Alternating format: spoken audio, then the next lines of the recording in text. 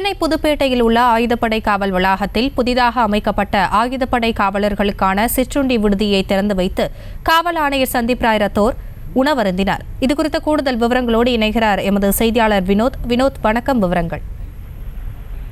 காவல் பணியானது 24 மணி நேரமும் செயல்பட ஒரு பணியாகவே இருந்து வரக்கூடிய நிலையில் சென்னை எழும்பூர் புதுப்பேட்டை பகுதியில் அமைந்திருக்கக்கூடிய காவலர்களுக்கான சிற்றுண்டி உணவகத்திற்கான மையத்தை சென்னை காவல் ஆணையர் சந்தீப் ராய் ரத்தோர் சற்று முன்னதாக துவக்கி வைத்தார்.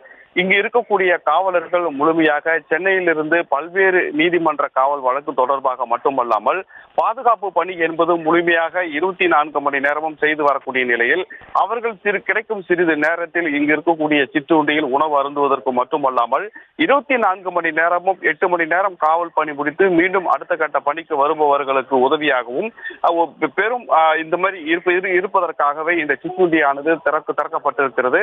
ஆயுதப்படை காவலர்களுக்காக திறக்கப்பட்ட இந்த உணவு மையத்தில் சென்னை காவல் ஆணையர் சந்தீப் ராய் ரத்தோர் உணவு அருந்தி சுற்றி பார்த்ததுடன் அங்கு அமைக்கப்பட்டிருக்கக்கூடிய இடங்களை ஆய்வு செய்து மேலும் இந்த பணியில் இருக்கக்கூடிய காவலர்களுக்கு 24 மணி நேரமும் தேவையான உணவு வசதிகள் மற்றும் தேநீர் வசதிகளை செய்து கொடுக்கும்படியும் அங்கு இருக்க காவல் உயர் அதிகாரிகளுக்கு உத்தரவு அளித்ததின் பேரில் 50 பேர் அமர்ந்து சாப்பிடக்கூடிய குளிர்சாதன வசதி கொண்ட இந்த சிற்றுண்டியானது சற்று முன்னதாக திறந்து வைக்கப்பட்டது.